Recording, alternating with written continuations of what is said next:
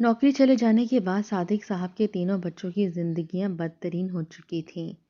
वो हमेशा गाड़ियों में सफ़र करने के आदी रहे थे, लेकिन अब पब्लिक ट्रांसपोर्ट में सफ़र करते इनकी हालत बुरी हो जाती। उस रोज़ भी शदीद गर्मी में अहमद घर में वापस आया तो इसकी सफ़ेद शर्ट पसीने से गीली हो रही थी। अरे सामने क्या लगा है? इसकी बीवी ने घबराकर देखा।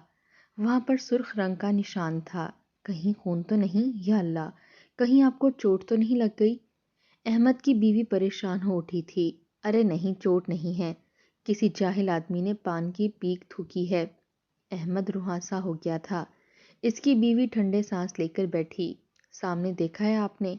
अब्बाजान इतनी बड़ी गाड़ी लेकर रोजाना सुबह ऑफिस जाते हैं, और अब तो उन्होंने बावर्दी ड्राइवर भी रख लिया है। लगता है जो कारोबार शुरू किया है वो खूब चल निकला है। बहू ने सारी मालूमात रखी हुई थी। अहमद खामोश सा हो गया। हाँ, लेकिन न जाने क्यों अब्बाजान को हमारी हालत नज़र नहीं आती। इतने जालिम और संगदिल माँ बाप मैंने पहले तो कभी नहीं देखे। वो रो पड़ने के करीब था। इसे अपने वजूद से घिन सी आ रही थी। इसे अच्छी तरह पता था कि पब्लिक ट्रांसपोर्ट में इसके साथ चिपक चिपक कर बैठने वाले गंदे मैले हुलिये वाले अफराद के साथ रहते रहते अब इसकी शख्सियत भी वैसी ही होती जा रही थी। इसे अपने आप में से बू आने लगी थी। वो बार बार बातें करते हुए सर खुजाता।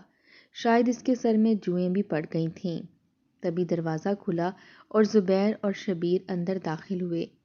इन दोनों के चेहरों पर ज़माने भर की थकन थी और बाल अभी से ही सफ़ेद होने लगे थे।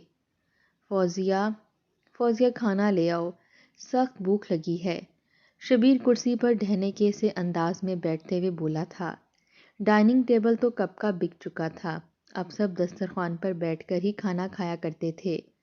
खाना ले आती हूँ, आप कपड़े बदल लें, फौजिया ने कहा, लेकिन शबीर अपनी जगह से नहीं हिला। हाँ ज़ुबैर अलबत्ता जाकर हाथ मुंह धो आया था। ये क्या यार, आज फिर इतनी पतली सी दाल बना ली है। 2 दिन से यही दाल खा रहे हैं। आज तो कुछ अच्छा बना लेती। शबीर बोला तो इसके लहजे में बेबसी थी। आपकी तनख्वाह ख़त्म हुए तो 15 दिन गुजर चुके हैं। ये तो अहमद भाई ने थोड़े से पैसे दिए थे, इनसे घर चल रहा है। ज़ुबैर भी तनख्वाह से ज़्यादातर बिल भरता है। ऐसे में अब रोज़ाना दाल ही पकेगी जब तक नई तनख्वाह नहीं आ जाती। फौजिया ने तल्ख लहजे में कहा था और उठ खड़ी हुई।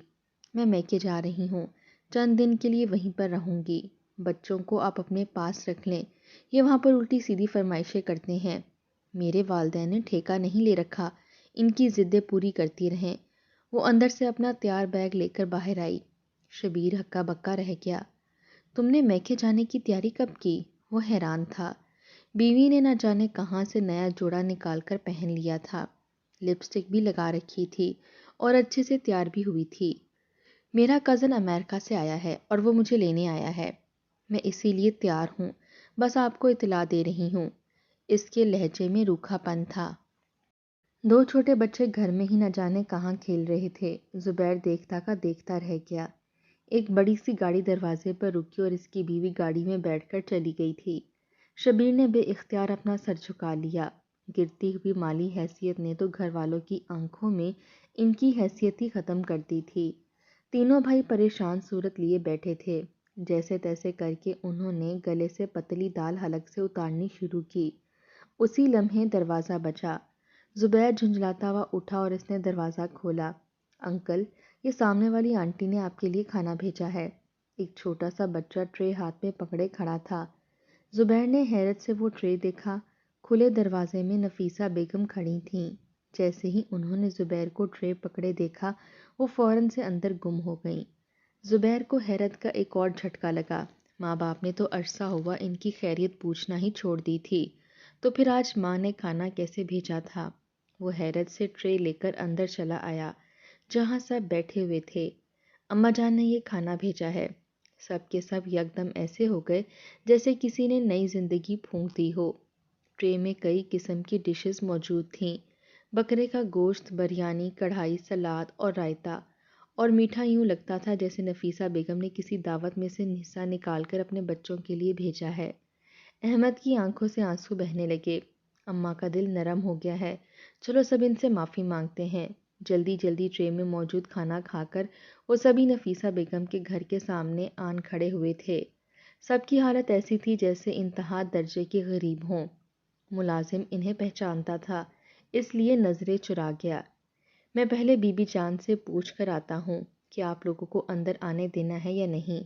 وہ اندر مڑنے لگا۔ احمد اور دوسرے دونوں بھائی انتظار کر رہے ہیں۔ تھوڑی دیر کے بعد دروازہ کھل گیا۔ شاید آج واقعی نفیسہ بیگم کا دل نرم ہو گیا تھا۔ احمد لپک کر گھر میں داخل ہوا تو شاندار کوٹھی تھی جس کے ہر کونے سے امیری چھلک رہی تھی۔ نفیسہ بیگم سامنے ہی شاندار سے صوفے پر بیٹھی تھیں۔ انہوں نے قیمتی برانڈ کا جوڑا پہن رکھا تھا۔ کانوں میں چمکتے سونے کے جھمکے ان کی بہو نے دور سے ہی دیکھ لیے تھے۔ سب کے قدموں میں تیزی آ گئی۔ نفیسہ بیگم نے بھی انہیں آتے ہوئے دیکھ لیا تھا۔ انہوں نے اپنے ہاتھ میں پکڑی ہوئی تسبیح خاموشی سے دائیں جانب رکھی۔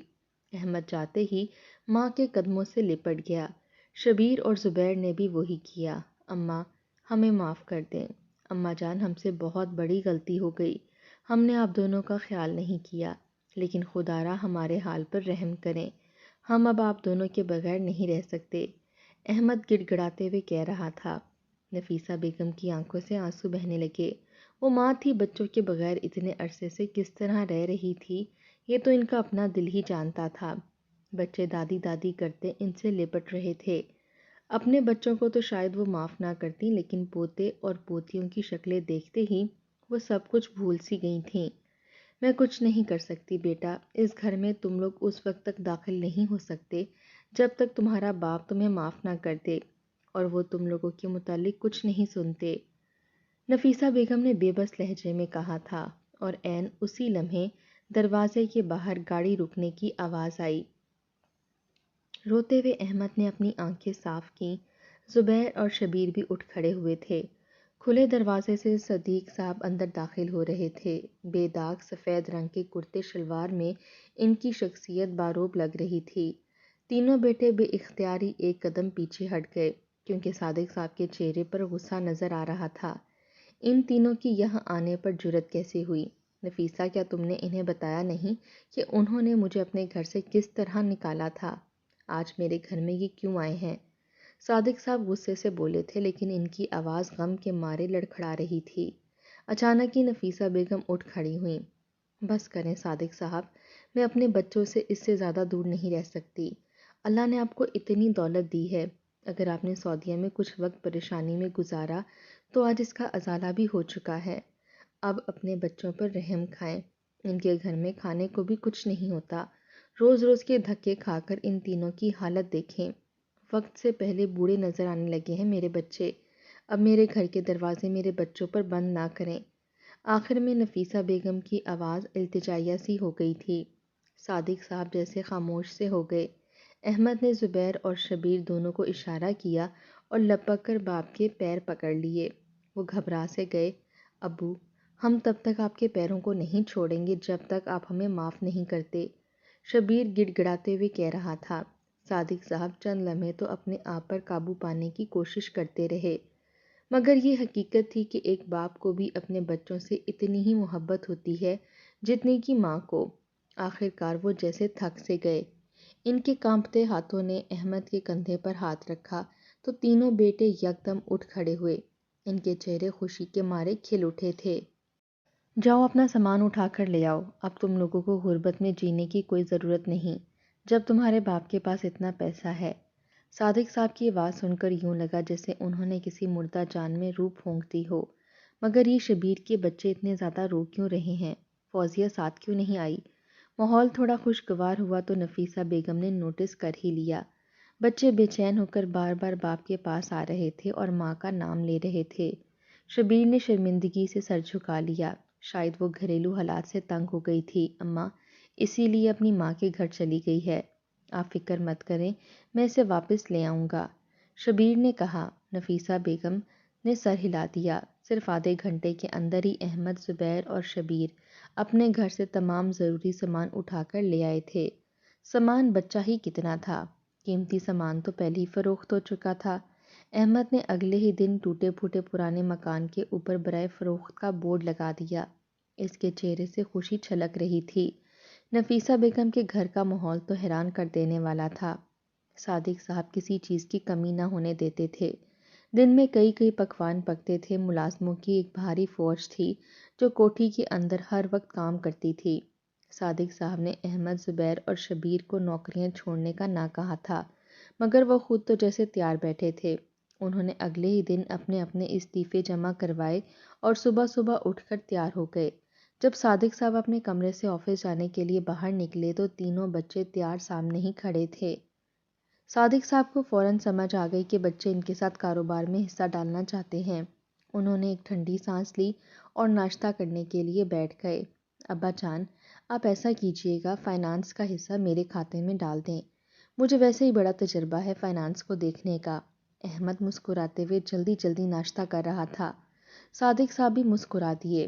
ٹھیک ہے، میں ویسے بھی اب بوڑھا ہو گیا ہوں، ساری ذمہ داریاں اکیلے نہیں اٹھا سکتا، مگر یاد رکھنا کہ فیکٹری کے لین دین کے معاملات ذرا دھیان سے رکھنا۔ کہیں پر 1 روپے کی بھی گڑبڑ ہوئی تو سارا حساب خراب ہو جاتا ہے۔ احمد نے سر ہلا دیا۔ اس روز وہ تینوں ہی صادق صاحب کے ساتھ کام پر چلے گئے۔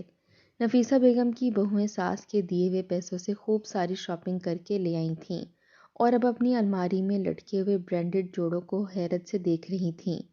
احمد کی بیوی خوب تیار ہو کر اپنے کمرے سے نکل آئی تھی۔ بہو بیگم، ذرا مجھے 1 کپ چائے تو بنا دو۔ نفیسہ بیگم نے ہاتھ میں پکڑی ہوئی جائے نماز کو ٹیبل پر رکھتے ہوئے کہا۔ بڑی بہو نے ایک نظر اپنے نئے جوڑے اور تازہ لگے ہوئے نیل پینٹ کو دیکھا۔ اب میں ان کے لیے جا کر چائے بناؤں، ساری تیاری خراب ہو جائے گی۔ کچن کی گرمی میں اس نے جھنجھلاتے ہوئے سوچا، مگر ساس سے فی الحال بگاڑ بھی نہیں سکتی تھی۔ اماں جان، ابھی بنا کر لاتی ہوں۔ وہ مسکراتی ہوئی کچن میں گئی۔ سامنے ہی ملازمہ کچن کی صفائی کر رہی تھی۔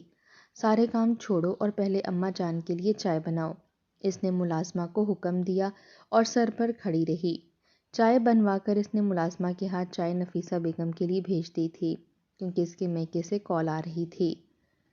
دن خاموشی سے گزرنے لگے۔ نفیسہ بیگم کی طبیعت اکثر خراب رہتی تھی۔ انہوں نے باخوشی گھر کا تمام انتظام بہو کے ہاتھوں میں دے دیا تھا۔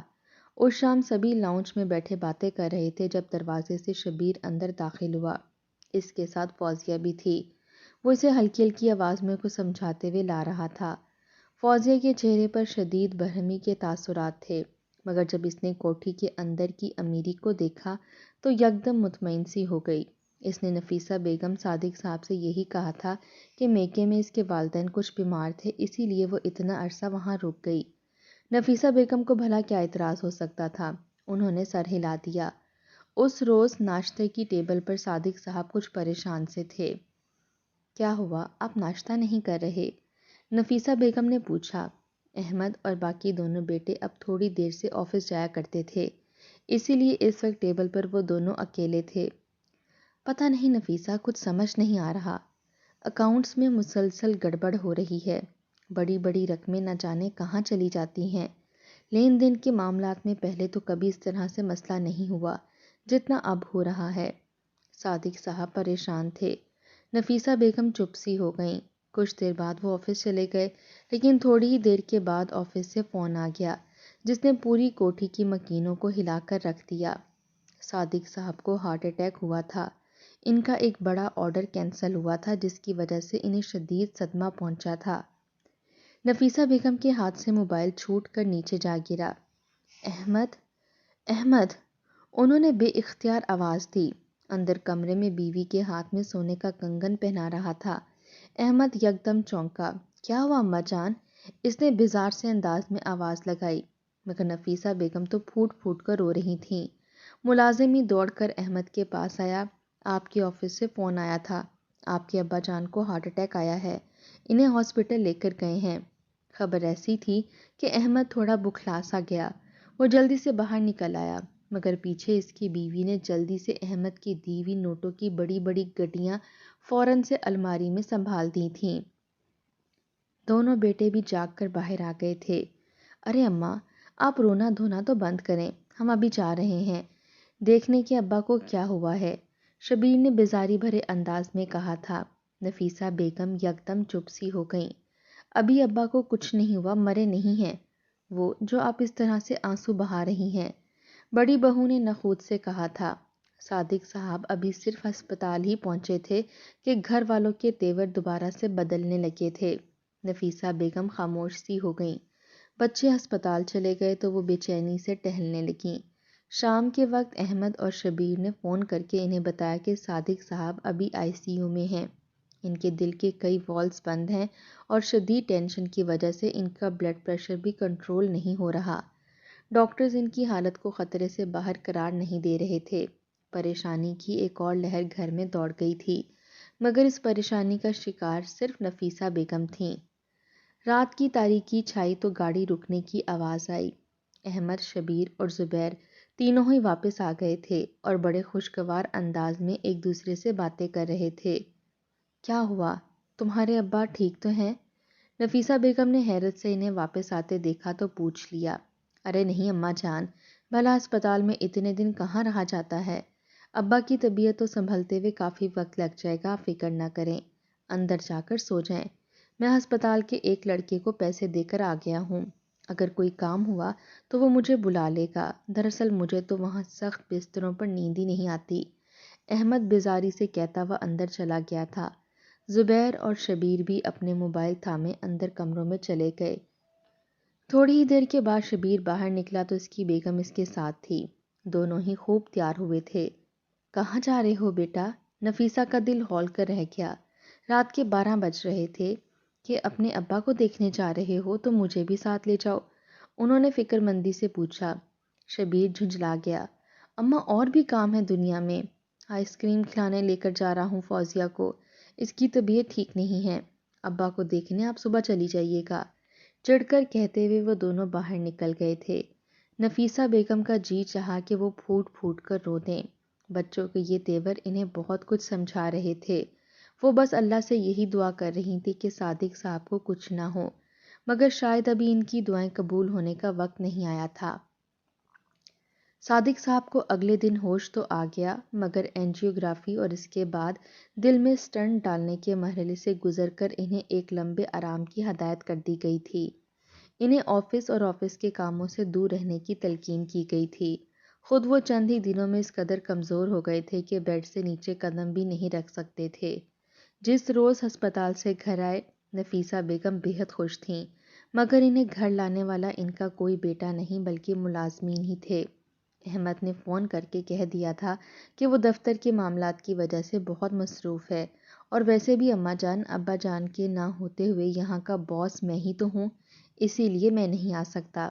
احمد نے آرام سے کہتے ہوئے فون بند کر دیا تھا۔ نہ چاہتے ہوئے بھی نفیسہ بیگم نے ملازمین کو انہیں لانے کا کہہ دیا تھا، اور اس وقت جب صادق صاحب اپنے بیڈ پر لیٹے ہوئے تینوں بیٹوں کے متعلق پوچھ رہے تھے تو نفیسہ بیگم بالکل چپ سی ہو گئی تھیں۔ دن گزر گیا، شام اتر آئی، لیکن صادق صاحب کے کمرے میں کوئی ان کی خیریت معلوم کرنے نہیں آیا۔ باہر سے ہنسی مذاق اور شور کی باقاعدہ آوازیں آ رہی تھیں۔ صرف ملازم ہی تھے جو کھانے پینے اور ادویات کے لیے پوچھنے صادق صاحب کے کمرے میں آ رہے تھے۔ صادق صاحب کی آنکھیں نم ہونے لگیں۔ 2 روز اسی طرح گزر گئے۔ ایک دن نفیسہ بیگم نماز پڑھ کر اٹھیں تو صادق صاحب اشارے سے پانی مانگ رہے تھے۔ انہوں نے کمرے کے دروازے پر کھڑی ہو کر آواز لگائی، صادق صاحب کے لیے پانی لے آؤ۔ ملازمہ تک ان کی آواز پہنچ گئی تھی۔ وہ پانی بھر کر کمرے کی جانب آنے لگی، تبھی اندر سے بڑی بہو نکلی۔ یہ کیا تم ہر وقت پانی اور کھانے کمرے کے اندر پہنچاتی رہتی ہو؟ تمہیں اور کوئی کام نہیں ہے؟ کہا تو تھا میری دوستیں دعوت پر آ رہی ہیں، پہلے ان کے لیے کھانے کا بندوبست کرو۔ بڑی بی نے پانی لینا ہوا تو خود آ کر لے لیں گی۔ بڑی بہو کے ٹوکنے پر ملازمہ شرمندہ سی ہو کر واپس کچن کی جانب مڑ گئی تھی۔ گھر کا تمام انتظام اب بڑی بہو کے ہاتھ میں تھا۔ ملازموں کو تنخواہیں بھی اب وہی دیا کرتی تھی، اسی لیے حکم بھی اسی کا ہی چلنا تھا۔ نفیسہ بیگم ہکا بکا رہ گئیں۔ تو یہ سب کچھ صرف اس لیے تھا۔ بیٹے اور بہویں ان کے گھر شرمندگی کے باعث نہیں آئے تھے، بلکہ انہیں یہ دولت اور راج پاٹ چاہیے تھا جو ان کے باپ اور ماں کے پاس تھا۔ صادق صاحب بار بار پانی مانگ رہے تھے۔ نفیسہ بیگم گھبرا کر کمرے سے باہر نکلیں اور پانی کا گلاس بھر کر ان تک لے گئیں۔ انہوں نے سہارے سے صادق صاحب کو اٹھا کر پانی پلایا تو تبھی احمد کمرے کے اندر داخل ہوا۔ اس کے ساتھ سیاہ رنگ کا کوٹ پہنے ایک وکیل بھی تھا۔ احمد اس سے کوئی بات کر رہا تھا۔ وکیل صاحب، بس زیادہ وقت نہیں لگنا چاہیے، جلدی کاغذات پر دستخط کروائیں۔ میرے بہت سے کام پھنسے ہوئے صرف اس وجہ سے کہ یہ فیکٹری قانونی طور پر میرے نام نہیں ہے، احمد مصروف سے انداز میں کہتے ہوئے اندر آیا تھا۔ ابا جان تھوڑے سے سیدھے ہو جائیں، آپ کو کچھ کاغذات پر دستخط کرنے ہیں، احمد نے کہا تو صادق صاحب یکدم چونک سے گئے۔ کس قسم کے کاغذات پر دستخط کرنے ہیں؟ انہوں نے وکیل کے ہاتھ میں فائل دیکھتے ہوئے کہا تھا۔ احمد نے یکدم اپنا سر اٹھایا۔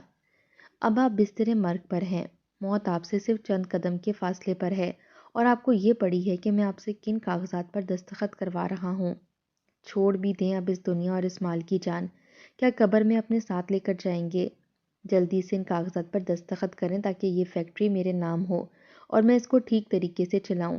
نہ جانے آپ نے کیسے کیسے ملازم بھرتی کر رکھے ہیں، فیکٹری کا بیڑا غرق کر رکھا ہے، اوپر سے آپ نہ جانے لاکھوں روپے ہر مہینے فلائی اداروں میں کیوں بھیج دیتے ہیں؟ ٹھیکہ لے رکھا ہے ہم نے ان یتیم خانوں کو پالنے کا۔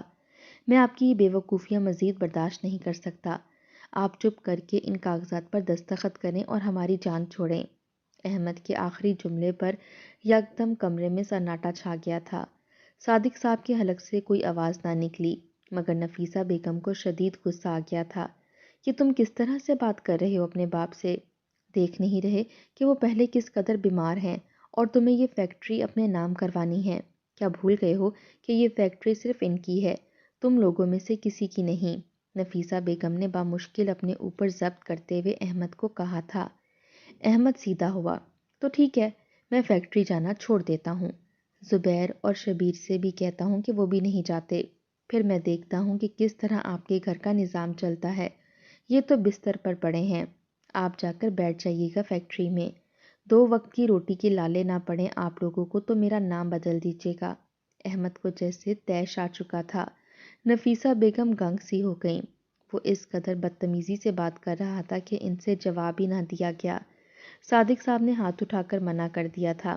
اس وکیل کو کہو یہاں سے چلا جائے، میرا اپنا وکیل موجود ہے، آج شام میں اسے بلا لوں گا، جو کاغذات دستخط کروانے ہیں اس کی موجودگی میں ہی ہوں گے۔ صادق صاحب نے کہا تھا۔ احمد کے چہرے پر خوشی پھیل گئی۔ تو آخر ابا جان مان گئے تھے فیکٹری اس کے نام کرنے کو، اسے بھلا وکیل کو بھیجنے میں کیا اعتراض ہو سکتا تھا؟ جلدی سے اسے پکڑ کر باہر لے گیا۔ صادق صاحب کی آنکھوں سے آنسو بہنے لگے۔ نفیسہ بیگم بھی خاموش ہو گئی تھیں، شاید انہوں نے بچوں کو واپس اجازت دے کر غلطی کر دی تھی۔ باہر بڑا جوش و خروش والا ماحول پھیل گیا تھا۔ سبھی کو پتہ چل گیا تھا کہ آج شام میں صادق صاحب گھر اور فیکٹری کے تمام کاغذات ان کے نام کرنے والے ہیں۔ اب یہ دولت ان کی ہونے والی تھی۔ سبھی ایک دوسرے کے ساتھ لمبے لمبے پلانز بنا رہے تھے۔ سب سے پہلے ترکی جائیں گے، مجھے ترکی جانے کا بہت شوق ہے، بڑی بہو اتراتی ہوئی کہہ رہی تھی، جبکہ فوزیہ بھی اپنے ناخنوں پر لگا نیل پینٹ خشک کرتے ہوئے شبیر کی جانب مسکرا کر دیکھ رہی تھی، جسے چند دن پہلے وہ خود چھوڑ کر گئی تھی۔ نہ جانے دن کا باقی حصہ انہوں نے کس طرح کاٹا۔ شام ہوئی تو سبھی بے تابی سے لاؤنج میں ٹہلنے لگے۔ اندر لیٹے ہوئے صادق صاحب نے بڑی مشکل سے فون پر اپنے وکیل سے رابطہ کر لیا تھا اور انہیں گھر آنے کا کہہ دیا تھا۔ جس وقت رات کی تاریکی پھیلنے لگی، وکیل گھر کے اندر داخل ہوا۔ ارے ارے وکیل صاحب جلدی سے آئیے، آپ نے بڑا ہی انتظار کروایا ہے۔ احمد لپک کر آگے بڑھا، لیکن وکیل سنجیدگی سے صادق صاحب کے کمرے کی جانب بڑھتا چلا گیا۔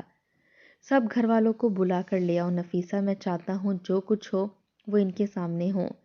صادق صاحب کی بات پر شبیر یکدم اٹھا۔ ارے اماں آپ کیوں جا رہی ہیں؟ رک جائیں، میں خود ہی بلا کر لے آتا ہوں۔ شبیر لپک کر باہر گیا۔ جو اکا دکا افراد بچے تھے انہیں بھی گھسیٹ کر کمرے میں لے آیا۔ وکیل صاحب یہ رہے کاغذات، میں نے پہلے ہی بنوا لیے ہیں، آپ انہیں دیکھ لیں، کہاں کہاں ابا کے سائن کروانے ہیں اور کروا دیجئے۔ احمد نے اپنے ہاتھ میں پکڑی ہوئی فائل بڑی خوشی سے وکیل کی جانب بڑھائی۔ کسی کاغذات کی کوئی ضرورت نہیں ہے، صادق صاحب نے پہلے ہی تمام کاغذات بنوا کر رکھے ہیں، آج انہوں نے مجھے یہاں بلوایا ہی صرف اس لیے ہے کہ میں وہ تمام چیزیں آپ کے سامنے پیش کر دوں۔ وکیل صاحب نے سخت لہجے میں کہا۔ احمد سمیت تمام افراد اٹھے۔ کیا ابا نے پہلے ہی سب چیزیں ہمارے نام پر کر دی ہیں؟ میرے نام پر کیا کیا ہے؟ مجھے تو یہ گھر چاہیے، شروع سے ہی مجھے یہ کوٹھی بڑی پسند ہے۔ شبیر نے خوشی سے چہکتے ہوئے کہا تھا، ارے ایسے یہ کوٹھی تم لے لو گے، ہمارا بھی حصہ ہے اس گھر میں، تم سے اپنی بیوی تو سنبھالی نہیں جاتی، یہ کوٹھی کیا خاک سنبھالو گے؟ زبیر اچانک چلا کر بولا تھا، ارے بابا لے لو یہ کوٹھی تم لوگ، لیکن فیکٹری تو میرے نام پر ہی ہوگی کیونکہ اس کا تمام انتظام میں سنبھالتا ہوں۔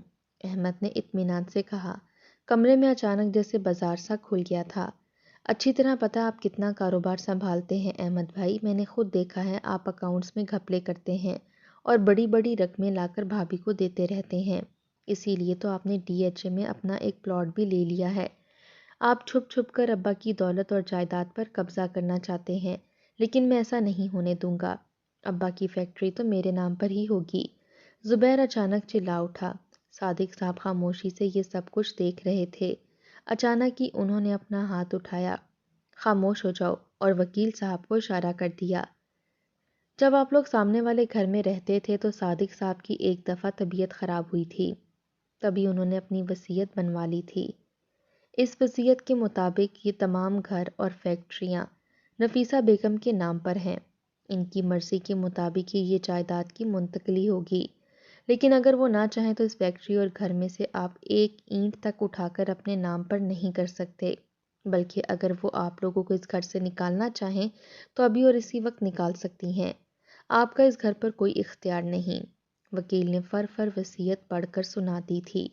احمد سمیت سب کو سانپ سونک گیا۔ یہ سب کیا ہے ابا؟ آپ نے ہمارے نام پر کچھ کیوں نہیں رکھا؟ احمد چلا اٹھا تھا۔ صادق صاحب مسکرائے، تم جیسے آستین کے سانپوں کو پہلے ہی اپنی زندگی کا بڑا حصہ دے چکا ہوں، میں نے تم لوگوں کو دوسرا موقع دیا، اس گھر میں رہنے کی مہلت دی، کاروبار میں حصہ دیا، مگر تم میری ہی پیٹھ میں چھری گھونپنے لگے۔ اس روز میں نے تمہارے یہ غبن کا ریکارڈ دیکھ لیا تھا، اسی لیے میری طبیعت خراب ہوئی۔ اب تم لوگوں کی اس گھر میں کوئی جگہ نہیں، میں چند دنوں میں صحت یاب ہو جاؤں گا تو اپنا کاروبار خود دیکھ لوں گا، تب تک میرا بہترین دوست شیرازی میری کرسی پر بیٹھے گا، میں نے اسے فون کر دیا ہے۔ صادق صاحب نے بامشکل اپنا جملہ مکمل کیا تھا۔ احمد کی بیوی نے پیر پٹک کر دیکھا۔ میں نے کہا تھا نا، تمہارے ماں باپ کبھی تمہیں پھوٹی کوڑی بھی نہیں دیں گے، بلا وجہ میرے والدین کے گھر سے مجھے لے کر آئے، اب میں دوبارہ وہاں جا رہی ہوں، میرا امریکہ پلٹ کزن مجھ سے شادی کرنا چاہتا ہے، مجھے تم جیسے ٹٹ پونجیے کے ساتھ نہیں رہنا، پالو اپنے بچے خود ہی، مجھے تو یہاں یہ کہہ کر لائے تھے کہ اماں ابا کو بیوقوف بنا کر چند ہی دنوں میں یہ مکان اپنے نام کروا لو گے، اور کیا ملا تمہیں؟ پھوٹی کوڑی۔ پیر پٹکتے ہوئے احمد کی بیوی فوزیہ کمرے سے نکلتی چلی گئی۔ شبیر بھی بکھلا سا گیا، مگر اب صادق صاحب اور نفیسہ بیگم ان تینوں پر کوئی رحم نہیں کھانے والے تھے۔ ملازمین نے صادق صاحب کے حکم پر ان تینوں کو گھر سے باہر نکال دیا تھا۔ غنیمت تھا کہ سامنے والا گھر ابھی تک فروخت نہیں ہوا تھا۔ شاندار زندگی گزارنے کے بعد تھکے ٹوٹے قدموں سے احمد اور دونوں بھائی جس وقت اپنے پرانے گھر میں داخل ہوئے، گرد اور مٹی نے ان کا استقبال کیا۔ صادق صاحب اپنے گھر میں پھوٹ پھوٹ کر رو دیے تھے۔ یہ سچ ہے کہ لالچ کا پیٹ کبھی نہیں بھرتا۔